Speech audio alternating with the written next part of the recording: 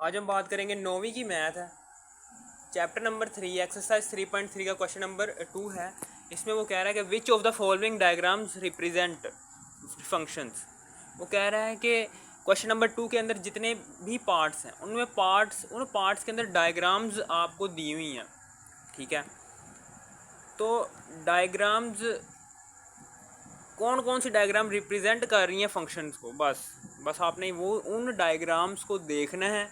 उन डायग्राम्स को देखकर बस ये बताना है कि वो डायग्राम्स फंक्शन हैं या नहीं है, एंड ऑफ विच टाइप। ठीक है ना। और अगर वो फंक्शन हैं तो वो फंक्शन की कौन सी टाइप उस डायग्राम पर लागू हो रही है, यानी कि कौन सी टाइप का फंक्शन वो डायग्राम हमें दे रही है। वो फंक्शन की टाइप भी हमने बतानी है क्वेश्चन नंबर 2 के पार्ट्स के अंदर। ठीक है, सबसे पहले तो हमें पता होना चाहिए कि फंक्शन क्या होता है। फंक्शन क्या होता है तो इसको हम नॉर्मली समझते हैं। फॉर एग्जांपल हमारे स्विच बोर्ड है हमारे पास।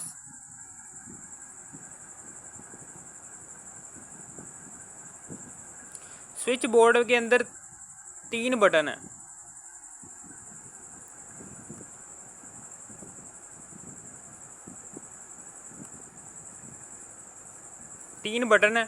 अब स्विच बोर्ड के अंदर 3 बटन है और स्विच बोर्ड के बटन्स को ऑन करने के बाद रूम के अंदर जौन सी चीज़ें ऑन हो जाती हैं यानी कि चलने लग पड़ती हैं वो होती हैं जी। सबसे पहले तो फैन ऑन हो जाता है। स्विच बोर्ड में दूसरे बटन को प्रेस करने के बाद, पहले बटन को प्रेस करने के बाद फैन ऑन होता है। दूसरे बटन को प्रेस करने के बाद बल्ब ऑन होता है और तीसरे बटन को प्रेस करने के बाद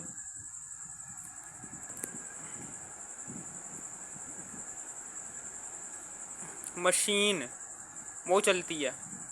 कपड़े धोने वाली मशीन लगा लो, कोई भी मशीन लगा लो, वो चल पड़ती है। तो हम क्या करते हैं, ये स्विच बोर्ड के अंदर मौजूद जितने भी बटन्स हैं उन बटन्स को हम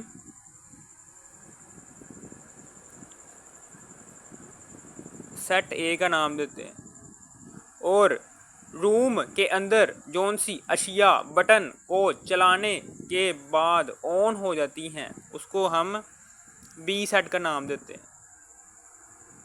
ठीक है ना। अब ये जो सा ए सेट है, ए सेट के अंदर जितने भी मेंबर्स हैं, जब हम उन मेंबर्स के ऊपर फोर्स लगाते हैं यानी कि उन मेंबर्स पर कुछ ना कुछ अपनी तरफ से देते हैं, तभी बी सेट के अंदर मौजूद उनसी मेंबर्स हैं वो चलने लग पड़ते हैं यानी कि ऑन हो जाते हैं। यानी कि ये जो उनसे इनपुट है, ये इनपुट सेट है। ये ऐसा सेट है कि जिसके ऊपर हम काम कर रहे हैं, ठीक है। यानी कि ए सेट के अंदर जो उनसे मेंबर्स हैं इसके ऊपर हम थोड़ा सा काम करते हैं और बी सेट के अंदर जो उनसे मेंबर्स हैं वो हमें नतीजा प्रोवाइड करते हैं। बल्ब हमें रोशनी देता है, फ़ैन हमें हवा देता है, मशीन हमारे कपड़े धोती है। ठीक है ना। यानी कि ये हमें आउटपुट दे रहे हैं, यानी कि जो सी चीज़ हमें मिल रही होती है उसको कहते हैं आउटपुट। और इनपुट का मतलब क्या होता है, जो सी हम अपने तरफ से कोई चीज़ प्रोवाइड करते हैं किसी चीज़ को। ठीक है, तो ये इनपुट सेट है, ये आउटपुट सेट है। अब हमेशा याद रखना कि 2 बातें, ठीक है ना। यहाँ पर 2 बातें याद रखनी है, वो ये है कि ऑल बटन्स आर यूजेबल। ठीक है, ऑल बटन्स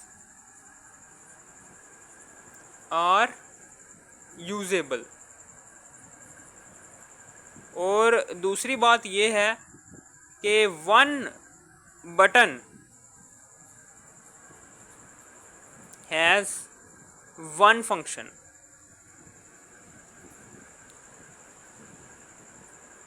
ठीक है, ऑल बटन्स आर यूजेबल यानी कि ये ए सेट के अंदर कोई भी मेंबर ऐसा नहीं होना चाहिए कि जिसका कोई यानी कि काम ही ना हो।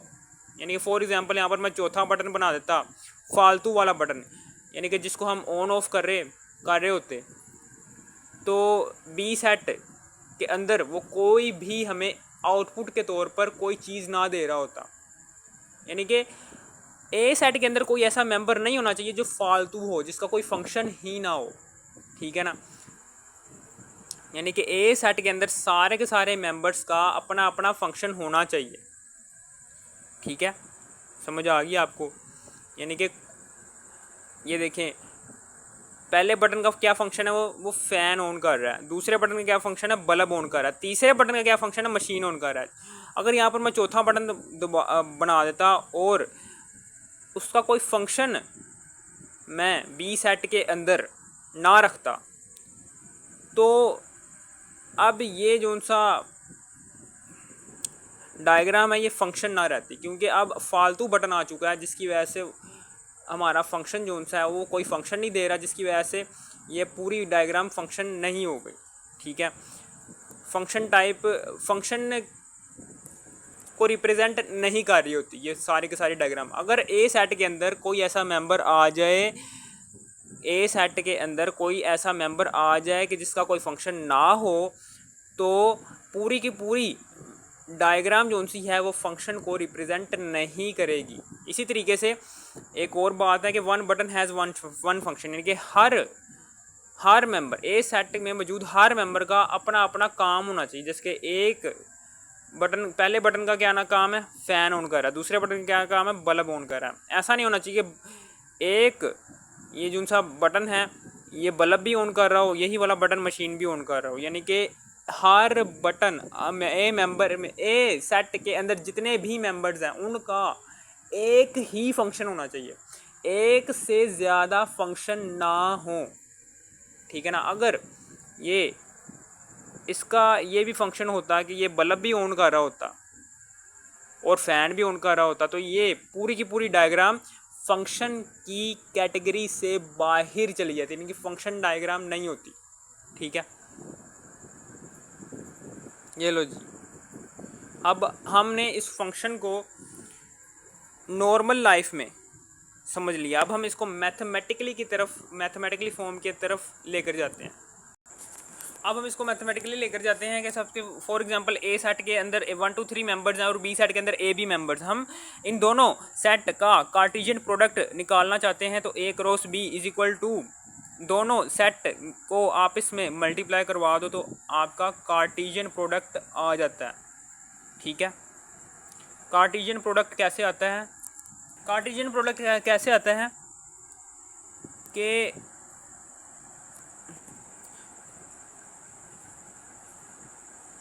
Cross A B. अब कार्टेशियन प्रोडक्ट कैसे आता है, हमने पीछे पढ़ कर रहे हैं कि ए सेट के अंदर जितने भी मेंबर्स होंगे वो बारी बारी दूसरे सेट के मेंबर्स के साथ आते जाएंगे, यानी कि एक ए के साथ भी आएगा, एक से ए से भी मिलेगा और यही एक बी से भी मिलेगा। इसी तरीके से ये दो की बारी, अब दो ए से भी मिलेगा, दो बी से भी मिलेगा।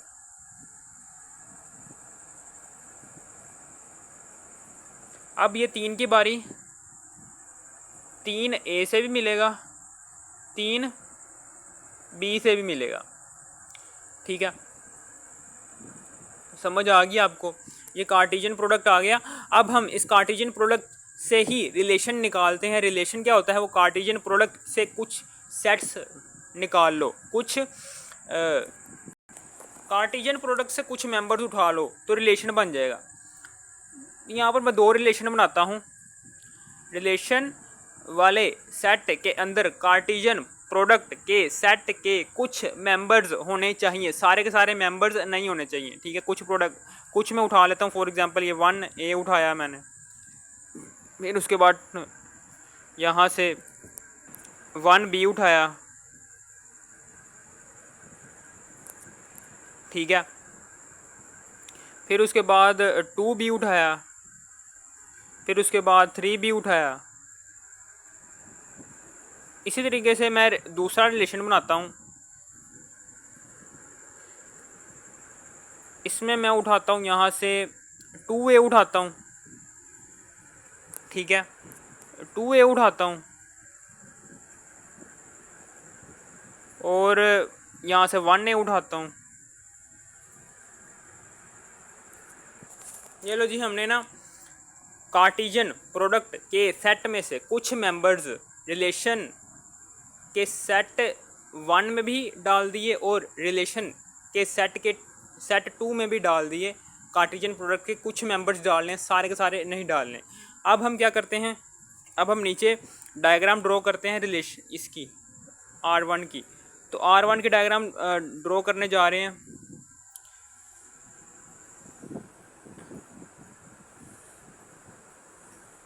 यहाँ पर हम A सेट लिखेंगे और B set. A cross B है ना, तो A से B की तरफ हम ये A से B की तरफ हम ये डायग्राम ड्रॉ करने जा रहे हैं। यानी कि A सेट के कितने मेंबर्स हैं, A सेट के जी 1 2 3। A क्रॉस B है ना, तो A से B की तरफ आपने एक एरो डाल देना। इसी तरीके से B सेट के कौन से मेंबर्स हैं, A B। तो रिलेशन 1 के अंदर एक ये A के साथ मिलेगा जाके। अब इस ऑर्डर्ड पेयर में एक A के साथ मिलेगा, मिल गया। अब रिलेशन 1 के दूसरे सेट, रिलेशन 1 के सेट के अंदर जो सा दूसरा ऑर्डर्ड पेयर है उसमें 2 B के साथ जाके मिलेगा, और फिर इसी तरीके से 3 A के साथ जाके मिलेगा।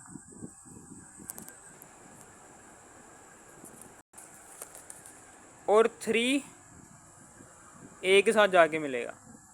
यानी कि देखें A सेट के अंदर जितने भी मेंबर्स हैं उनका अपना अपना फंक्शन है, ठीक है। और A सेट के अंदर जितने भी मेंबर्स हैं उसका डबल फंक्शन नहीं आ रहा। एक ये शर्त है कि A सेट के अंदर कोई फालतू मेंबर नहीं होना चाहिए, यानी कि ऐसा मेंबर नहीं होना चाहिए कि जिसका कोई फंक्शन ना हो। आपको कोई दिख रहा है ऐसा मेंबर? नहीं ना दिख रहा, तो पहली शर्त कबूल होगी, यानी कि मंजूर हो गई। अब दूसरी शर्त यह है कि A सेट के अंदर जो से मेंबर हैं उसका डबल फंक्शन नहीं होना चाहिए, यानी कि इस एक 2 दफ़ा नहीं मिलना चाहिए। B सेट के अंदर मौजूद जो से मेंबर्स हैं,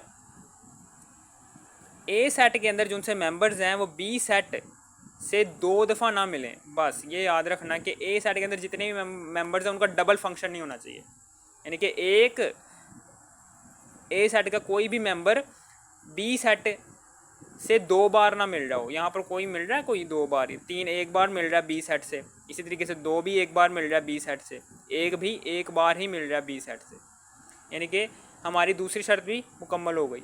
अब ये क्या है, ये फंक्शन है क्योंकि दोनों शर्तें कबूल कर रहा है। इसी तरीके से अब यहाँ पर रिलेशन 2 की हम डायग्राम ड्रॉ करने जा रहे हैं।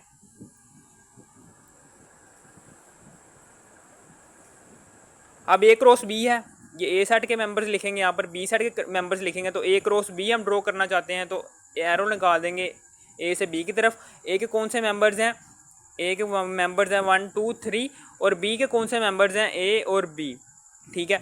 अब रिलेशन 2 के सेट के अंदर एक B के साथ जाके मिलेगा, मिल गया। इसी तरीके से 2 A के साथ जाके मिलेगा, मिल गया। 3 A के साथ जाके मिलेगा, मिल गया। अब 3 B के साथ जाके मिलेगा, ठीक है। अब ये देखो, पहली शर्त है कि A सेट के अंदर कोई ऐसा मेंबर ना हो कि जिसका कोई फंक्शन ना हो। हमें कोई ऐसा मेंबर दिख रहा है कि जिसका कोई फंक्शन नहीं है? नहीं दिख रहा। A सेट के अंदर सारे के सारे मेंबर्स अपना अपना फंक्शन अटेंड कर रहे हैं। इसका मतलब क्या है कि पहली शर्त कबूल हो रही है, मंजूर हो रही है। दूसरी शर्त क्या थी कि A सेट के अंदर जितने भी मेंबर्स हैं उनका डबल फंक्शन नहीं होना चाहिए। तो यहाँ पर देखो, यानी कि A सेट के अंदर कोई भी मेंबर B सेट के मेंबर से 2 दफ़ा ना मिल रहा हो, या एक भी B सेट के अंदर जो उनसे मेंबर हैं उससे एक दफ़ा मिल रहा है। 2 भी B सेट के अंदर मौजूद उनसे मेंबर्स हैं उनसे 1 दफ़ा मिल रहा है। लेकिन 3 जो उनसे है, ये B सेट के अंदर मौजूद जो उनसे मेंबर हैं उससे 2 दफ़ा मिल रहा है। 2 लाइनें हैं ना। A सेट के अंदर एक मेंबर ऐसा आ रहा है कि जिसका डबल फंक्शन है। इसका मतलब क्या है, ये फंक्शन नहीं है, इसकी दूसरी शर्त कबूल नहीं हो रही। यानी कि A सेट के अंदर एक ऐसा मेंबर आ रहा है कि जिसका डबल फंक्शन है, तो ये फंक्शन नहीं हो सकती है डायग्राम। अब फॉर एग्जांपल ये दो सेट्स हैं ए और बी। ए सेट के अंदर कितने मेंबर हैं, 1 2 3, और बी सेट के अंदर ए बी सी डी हैं। अब हम क्या करते हैं, ए सेट के अंदर हम एक ऐसी डायग्राम ड्रॉ करना चाहते हैं, फॉर एग्जांपल 1 2 3 है, और बी सेट के अंदर जो उनसे मेंबर्स हैं ए बी सी डी। अब फॉर एग्जांपल एक ए के साथ मिला हुआ है ऑर्डर्ड पेयर में, 2 बी के साथ मिल रहा है, 3 सी के साथ मिल रहा है। क्या ये फंक्शन है? हाँ है, क्योंकि ए सेट के अंदर, क्योंकि ए हमने ए क्रॉस बी की डायग्राम बनाई है ना, तो ए क्रॉस बी, ए की से बी की तरफ हम एरो लगा देंगे। ए सेट के अंदर जितने भी मेंबर्स हैं उनका फंक्शन आ रहा है, यानी कि हर मेंबर, ए सेट के अंदर हर मेंबर फंक्शन दे रहा है हमें, कोई ना कोई उसका काम है, कोई ना कोई वो बी के सेट से मिल रहा है, यानी कि ए सेट के अंदर हर मेंबर बी के सेट से मिल रहा है। ठीक है ना, ये पहली शर्त मंजूर हो गई। दूसरी शर्त क्या थी कि डबल फंक्शन नहीं होना चाहिए। ए सेट के अंदर जितने भी मेंबर हैं उनका डबल फंक्शन नहीं होना चाहिए, यानी कि एक ए सेट के अंदर हर मेंबर बी सेट से एक दफ़ा मिल रहा हो, 2 दफ़ा ना मिल रहा हो। यहाँ पर आपको दिख रहा होगा कि ए सेट के अंदर जितने भी मेंबर्स हैं वो बी सेट से एक दफ़ा ही मिल रहे हैं। दूसरी शर्त भी मंजूर हो रही है, तो ये फंक्शन है। और ये देखें, ए सेट के अंदर जितने भी मेंबर्स हैं वो बी सेट के मेंबर्स से मिलने चाहिए, और लाजमी नहीं है कि बी सेट के अंदर जितने ही मेंबर्स हैं वो ए सेट से मिले हों। यानी यहाँ पर डी एक ऐसा मेंबर है बी सेट के अंदर कि जो किसी से भी नहीं मिल रहा, तो हम फिर भी इसको फंक्शन कंसिडर करेंगे, क्योंकि ये शर्त हमें पहले सेट की दी हुई है उसने, कि पहले सेट के अंदर जितने ही मेंबर्स हैं उनका फंक्शन होना चाहिए। तो हर मेंबर का फंक्शन भी हमें दिख रहा है, और हर मेंबर का डबल फंक्शन भी नहीं है, तो इसका मतलब क्या है, ये फंक्शन है। ठीक है, जोन से बी सेट के अंदर जितने भी मेंबर्स मिले हुए हैं ए सेट से, उनको हम कहते हैं डोमेन। यानी कि ये देखें, बी सेट के अंदर ए बी सी ये 3 मेंबर्स ए सेट से मिलने हुए हैं, यानी कि मिल रहे हैं, तो इन मेंबर्स को हम डोमेन कहेंगे। और इस पूरे के पूरे बी सेट को, इस पूरे के पूरे बी सेट को हम को डोमेन कहते हैं। को domain is equal to B. Domain भला हम क्या कहते हैं, हम ए सेट के अंदर जो उनसे मेंबर्स होते हैं उनको हम डोमेन कहते हैं। Domain is equal to A set. और बी सेट के अंदर जितने भी मेंबर्स जो मिल रहे हैं ए सेट से, यानी कि ए बी सी मिल रहे हैं ना सिर्फ ए सेट से, तो हम इन मेंबर्स को रेंज कहते हैं। ठीक है, समझ आ गई। ये एमसीक्यूज़ के तौर पर आ सकता है कि डोमेन होता है ए सेट, को डोमेन होता है बी सेट, और बी सेट के अंदर जितने भी मेंबर्स हैं जो मिल रहे हैं ए सेट से, उसको हम कहते हैं रेंज। ठीक है, अब हमने ये यहाँ पर फंक्शन को पूरा डिस्कस कर लिया, फंक्शन को पूरा के पूरा डिस्कस कर लिया। अब हम फंक्शन, ठीक है, अब हम आगे चलते हैं, फंक्शन की टाइप डिस्कस करने जा रहे हैं। फंक्शन की पहले 3 टाइप्स हैं, into function, 1-to-1 function, on-to function. सबसे पहले तो इनटू फंक्शन की बात कर लेते हैं कि हमें पता है कि ए सेट के अंदर हर मेंबर, ए सेट के अंदर हर मेंबर बी सेट से मिला होना चाहिए। ये लो जी, 0 इससे मिल गया, ये इससे मिल गया, ये इससे मिल गया।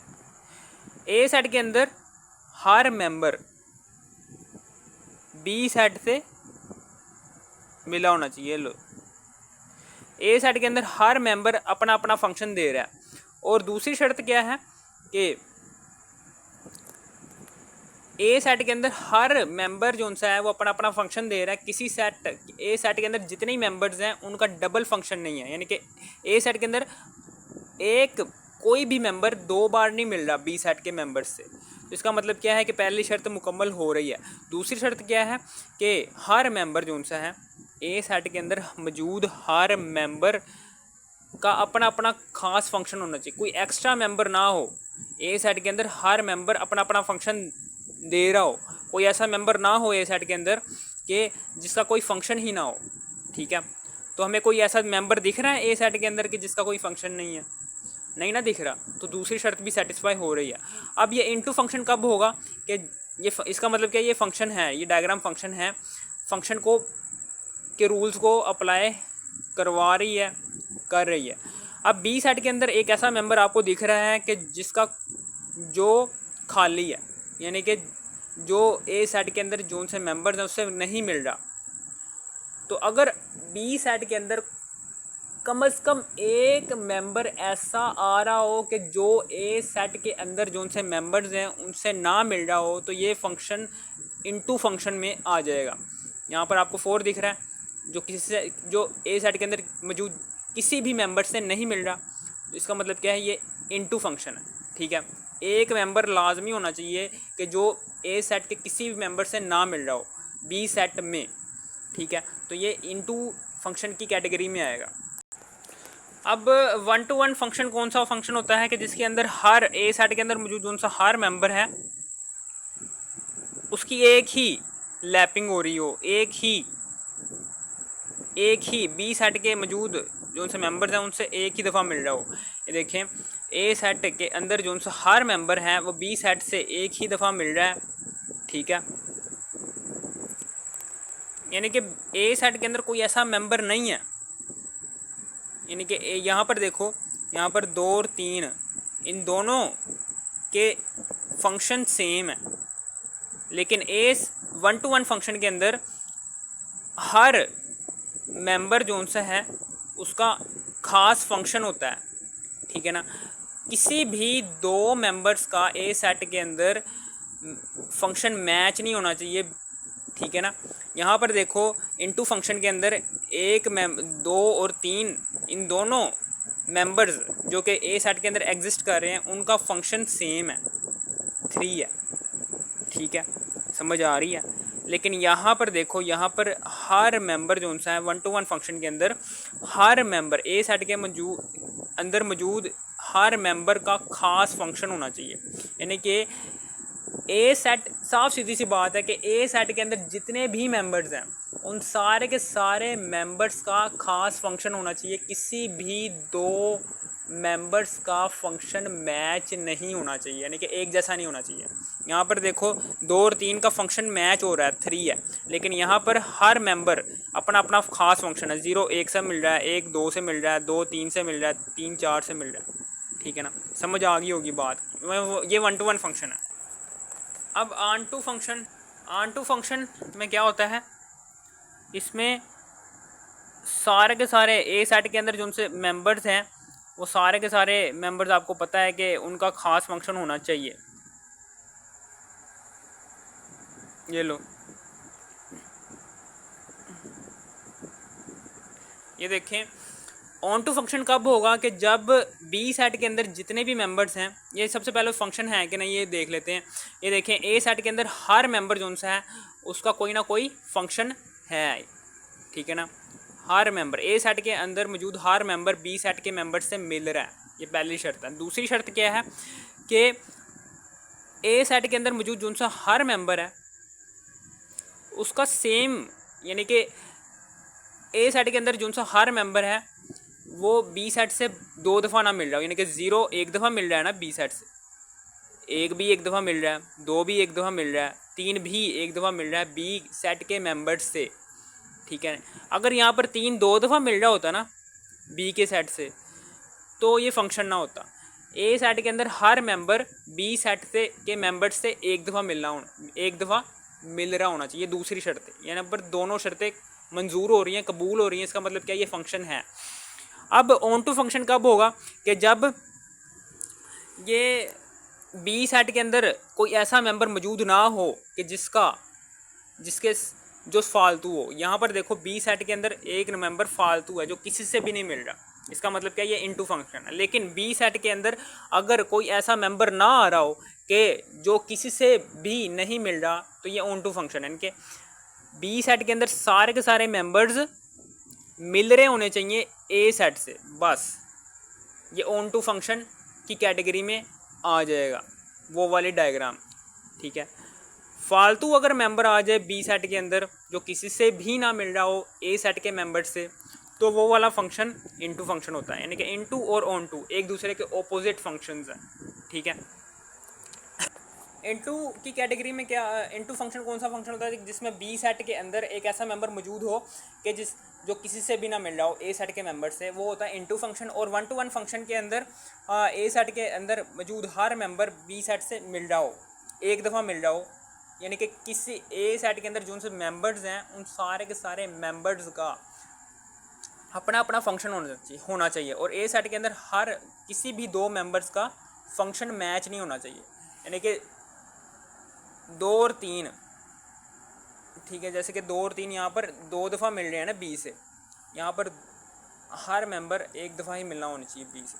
अब ऑन टू फंक्शन कौन सा फंक्शन होता है? ऐसा फंक्शन कि जिसमें बी सेट के अंदर कोई एक्स्ट्रा मेंबर ना हो जो किसी से भी ना मिल रहा हो, उसको कहते हैं ऑन टू फंक्शन।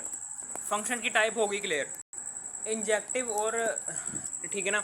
अब जब हम इनटू फंक्शन और 1 to 1 फंक्शन को एक दफ़ा यानी कि एक ही मिला देते हैं, इनटू फंक्शन और 1 to 1 फंक्शन को जब हम मिला देते हैं तो इंजेक्टिव फंक्शन बनता है।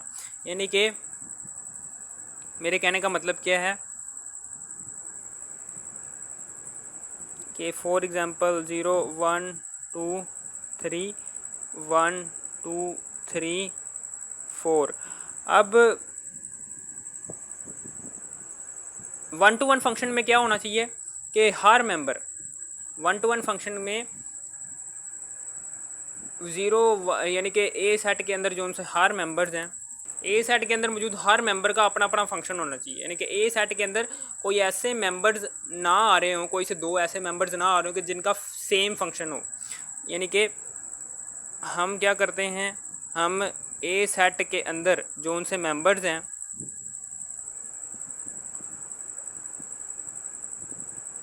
उन सारों को मिला देते हैं,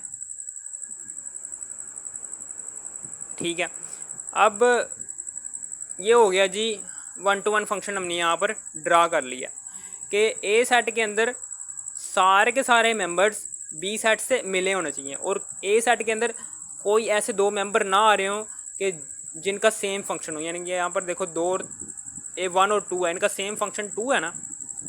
इसी तरीके से यहाँ पर देखो किसी ए सेट के अंदर जितने भी मेंबर्स हैं उनका कोई सेम फंक्शन नहीं है, ये होता है 1 to 1 फंक्शन। अब बी सेट के अंदर एक एक्स्ट्रा मेंबर आ रहा है 3 जो किसी से भी नहीं मिल रहा ए सेट में, तो हम यहाँ पर एक एक्स्ट्रा मेंबर लिख देते हैं नीचे 5 जो किसी से भी नहीं मिल रहा ए सेट से। तो ये क्या, ये अब हमने इनटू फंक्शन और 1 to 1 फंक्शन को यहाँ पर यकजा कर दिया, तो ये क्या बन जाएगा, इंजेक्टिव फंक्शन। इसी तरीके से अब यहाँ पर हम 1 to 1 फंक्शन और ऑन टू फंक्शन को मिलाने वाले हैं। कैसे मिलाएंगे देख लो।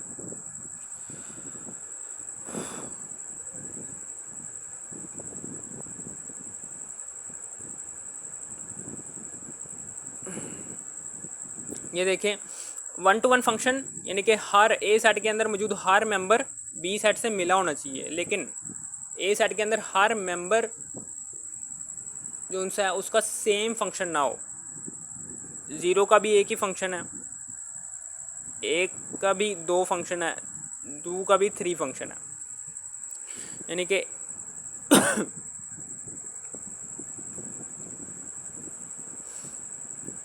कि ए सेट के अंदर मौजूद हर मेंबर बी सेट से मिल रहा है और ए सेट के अंदर कोई ऐसा मेंबर नहीं आ रहा कि जिसका सेम फंक्शन हो। और ऑन टू फंक्शन में क्या था कि बी सेट के अंदर कोई ऐसा मेंबर ना आ रहा हो कि जो फालतू है। यहाँ पर बी सेट के अंदर कोई फालतू मेंबर आ रहा है नहीं ना, तो ये क्या है, हमने यहाँ पर 1 to 1 फंक्शन और ऑन टू फंक्शन इन दोनों फंक्शंस को यकजा कर दिया। यानी कि बी सेट के अंदर कोई ऐसा मेंबर नहीं आ रहा कि जो फालतू है, ठीक है, और ए सेट के अंदर जितने भी मेंबर्स हैं उनका एक ही फंक्शन है, डबल फंक्शन नहीं है, यानी कि सेम फंक्शन नहीं है ए सेट के किसी भी दो मेंबर्स का, ठीक है ना। ये होता है 1 to 1 फंक्शन। अब यहाँ पर हमने 1 to 1 फंक्शन और ऑन टू फंक्शन को यकजा कर दिया, तो इसको कहते हैं बाइजेक्टिव फंक्शन। इसको कहते हैं इंजेक्टिव फंक्शन जब हम इनटू और 1 to 1 फंक्शन को इकट्ठा कर लेते हैं। ओके, अब हम सवाल की तरफ चलते हैं। अब ये देखें यहाँ पर अब हम क्वेश्चन नंबर 2 के पार्ट्स करने जा रहे हैं कि यहाँ पर हमने बस बताना है कि इन डायग्राम्स को फंक्शन है कि नहीं है। Which of the following diagrams represent function, के कौन सी डायग्राम्स फंक्शंस को रिप्रेजेंट कर रही हैं, और अगर वो रिप्रेजेंट कर रही हैं फंक्शन को तो कौन सी टाइप है वो फंक्शन की, एंड ऑफ विच टाइप। ठीक है, सबसे पहले तो यहाँ पर देखो, यहाँ पर ए सेट के अंदर जितने भी मेंबर्स हैं उनका कोई ना कोई फंक्शन है, यानी कि सारे के सारे मेंबर्स मिल रहे हैं ए सेट के अंदर। ये देखें 1 भी मिल रहा है, 2 भी मिल रहा है, 3 भी मिल रहा है, यानी कि पहली कंडीशन सेटिस्फाई हो रही है। दूसरी कंडीशन क्या थी कि ए सेट के अंदर जितने भी मेंबर्स हैं वो 2 दफ़ा ना मिल रहे हों बी सेट से।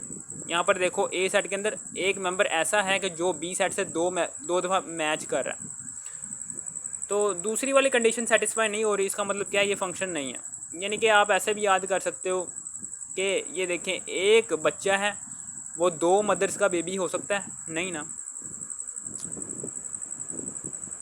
एक बच्चा 2 मदर्स का नहीं हो सकता, एक बच्चा सिर्फ एक ही मदर का होता है। आप ऐसे भी याद कर सकते हैं, फंक्शन नहीं है। अब आगे, अब ये सेकंड इमेज है, यहाँ पर देखो ये फंक्शन है कि नहीं है। ये देखें ए सेट के अंदर जो उनसे मेंबर्स हैं वो मिल रहे हैं सारे के सारे, यानी कि ए भी मिल रहा है, बी भी मिल रहा है, सी भी मिल रहा है। पहली शर्त सेटिस्फाई हो रही है। दूसरी शर्त ये है कि ए सेट के अंदर जितने भी मेंबर्स हैं वो एक दफ़ा मिले होने चाहिए बी सेट से। ए भी एक दफ़ा मिल रहा है, बी भी एक दफ़ा मिल रहा है, सी से भी एक दफ़ा मिल रहा है। ये दूसरी कंडीशन भी सेटिस्फाई हो रही है।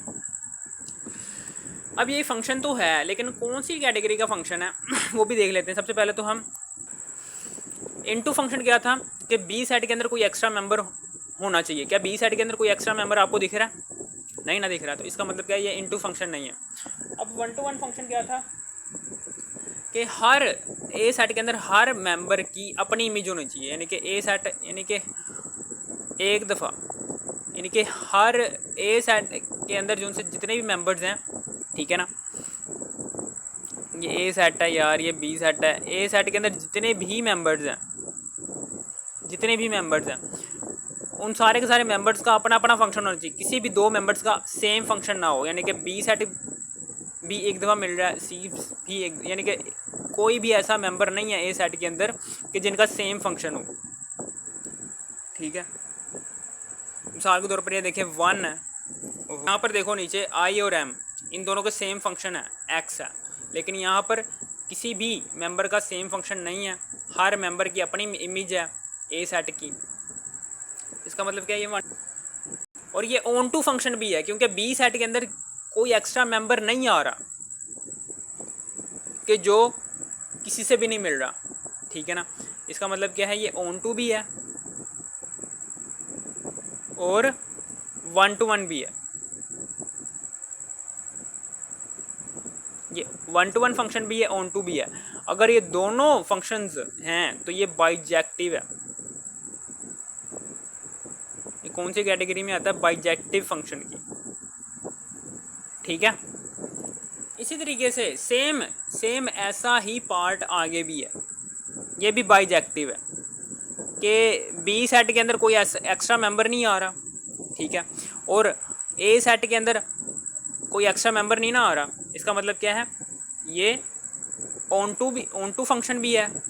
ठीक है, और ए सेट के अंदर जितने भी मेंबर्स हैं उसकी एक ख़ास इमेज है, यानी कि ए सेट के अंदर जितने भी मेंबर्स हैं उनकी एक ख़ास इमेज है। ए की अपनी इमेज है, ए है, 2 की अपनी इमेज है, बी है, 3 की अपनी इमेज है, सी है।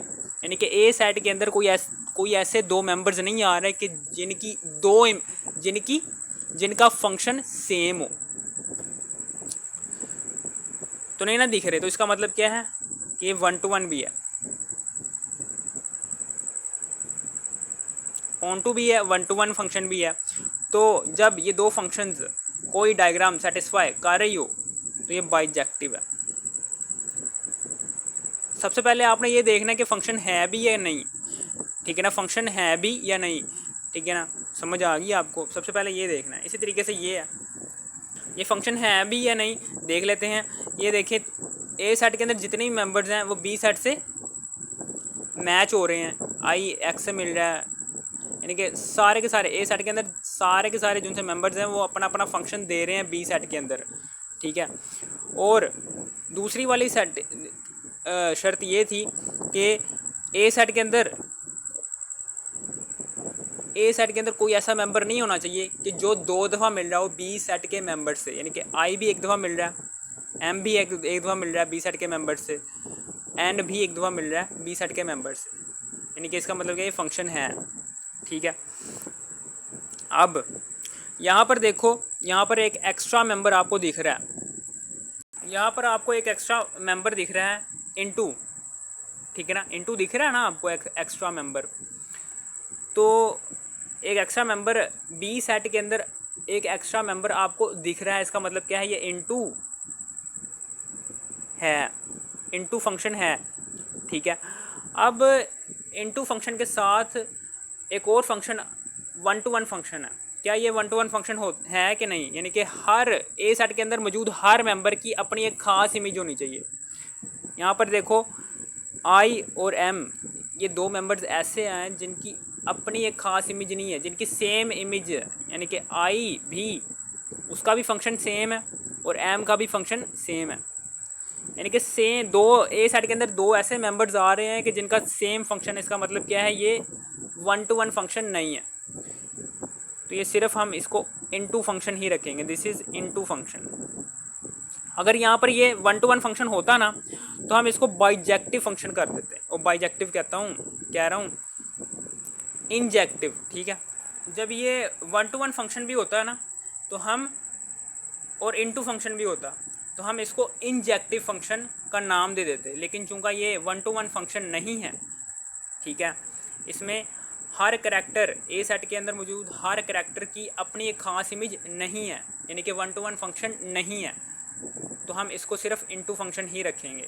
ओके, अगर आपको इस वीडियो की तरह से भी थोड़ी सी भी समझ आ गई, इस वीडियो को तो लाइक और सब्सक्राइब और शेयर भी कर देना। अगर आपने एक्सरसाइज 3.3 के बाकी पार्ट्स देखने तो आपने इसी वीडियो के डाटा पर क्लिक करना है। इसी वीडियो के डाटा पर क्लिक करने के बाद इसी वीडियो की डिस्क्रिप्शन में जाने के बाद एक्सरसाइज 3.3 के बाकी पार्ट्स भी देख लेना है।